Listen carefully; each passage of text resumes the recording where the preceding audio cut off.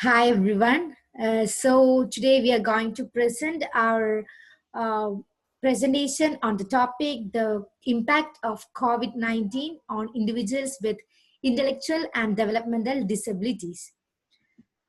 This plan is developed by me, Alina Sivi, and my team members. They will introduce themselves. Hello, everyone. My name is Adele Ugunleye. Hi, my name is Veena Thomas. So today we are going to discuss the contents like the impact on individuals with disability beyond the healthcare implications and its limitations outcomes. So let we can start. As an introduction, I just want to say you guys that COVID-19 is a respiratory illness that is known to spread from person to person. The nature of some disabilities may put individuals at the higher risk of infection. Individuals with disabilities living in long-term residential facilities, group homes, prisons, foster homes, or assisted living may face a higher risk of contracting COVID-19 due to the proximity to others in communal living and the need to come in contact with people living outside their accommodation. This makes the people with developmental disabilities at the higher risk to get the COVID-19.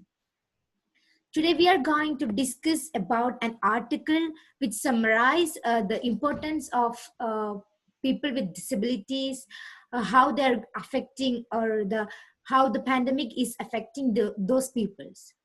So the summary of the article we are discussing is that the current issue that affects all around the world, which attract the media, is the spread of novel coronavirus. We all are discussing about this, which changed the living conditions of the entire world. Here, we are going to discuss the topic, the impact of COVID-19 on individuals with intellectual and developmental disabilities. As we all know, the people with intellectual or developmental disabilities are likely to experience the lack of education opportunities, healthcare, earning income, and participating in community activities even before the pandemic. The pandemic intensified all these situations. The outbreak of COVID had affected the normal life of people significantly. So just imagine how it affects the people with intellectual and developmental disabilities. Here, we are discussing behalf of the newspaper report which represents the problem faced by the people with disabilities in the time of the pandemic.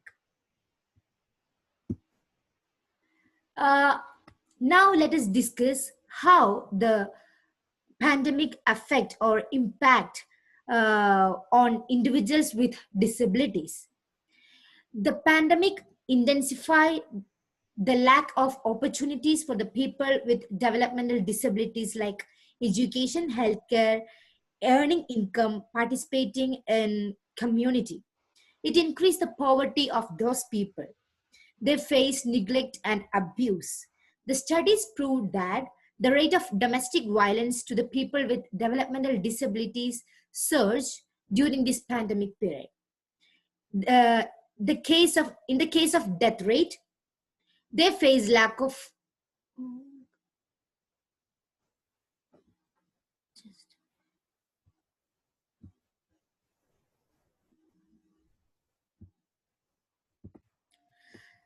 it increased the poverty of those people. They face neglect and abuse.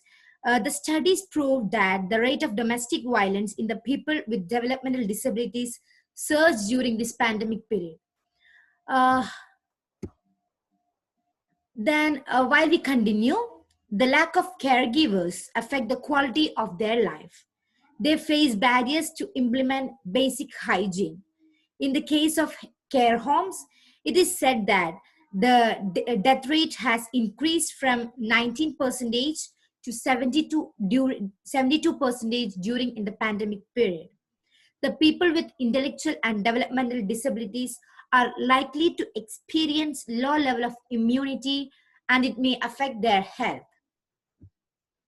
So This is my part, and my friend will continue with it.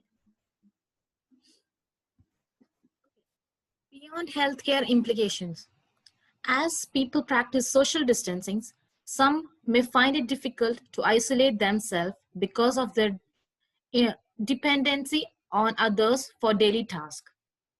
Physical impairments may make it more difficult to practice a higher frequency of effective hand washing. Hands-on education assistance may be needed as classes move to virtual learning. Shopping routines may be, despite making it a challenge to ensure there are enough groceries and supplies on hand. Caregivers may be forced to stay home, interrupting. Okay, sorry, I'll start once again. Caregivers may be forced to stay home, interrupting much needed and anticipated services. Non-critical outpatient appointments and services will likely be cancelled as medical facilities become taxed. Limiting visit with friends and family may be socially difficult and disappointing for all. Okay, now we move on to limitations and some tips for protection. First one is hand washing.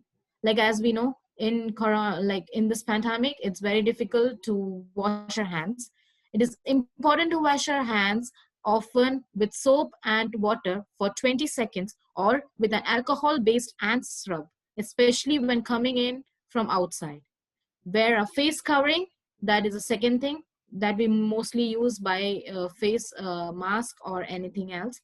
Maintaining physical distance, and the main limitation which we are facing nowadays is community outing that are mainly cancelled for individuals with disability, and they are becoming more aggressive because they are not able to go out and like enjoy as they were before. So now my friend will continue with outcomes. Okay, hi everyone. So I will be talking about the outcomes of the COVID-19 and the impact it has made on people with mental disabilities. So it is one thing to live with a disability, but it's another to live with it during a pandemic. There are certain coping measures that some individuals have developed as strategies to adapt or to manage their mental health. This could be routines or a particular lifestyle that helps them integrate into their day-to-day life. However, a lot of adjustment has been required during this pandemic. Most individuals who have a job have had to stop working due to health reasons. These individuals are considered high risk solely because of their disabilities.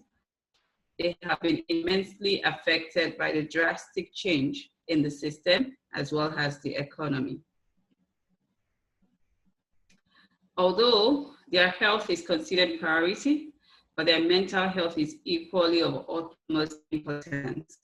Everyone who supports or who happens to be a family member must take extreme precaution because anyone they come in contact with gets the virus, automatically will be affected too.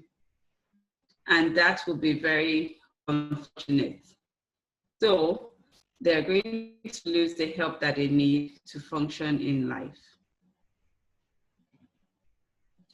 The pandemic hits people differently.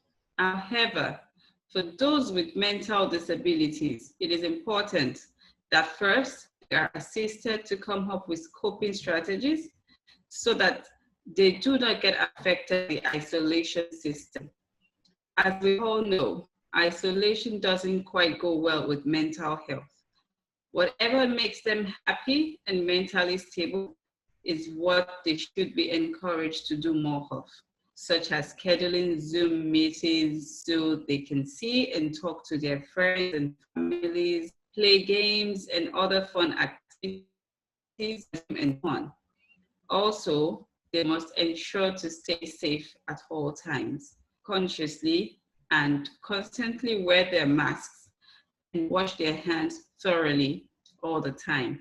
And they maintain proper physical and social distancing.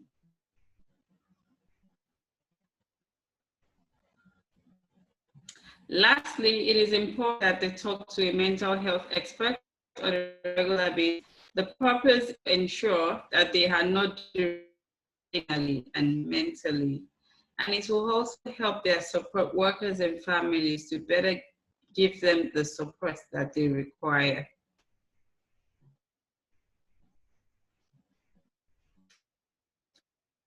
So I would say that no situation is permanent. Tough situations don't last, but tough people do.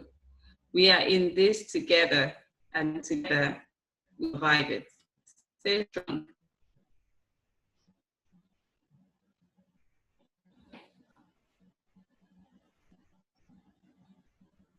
Alina, you have to unmute.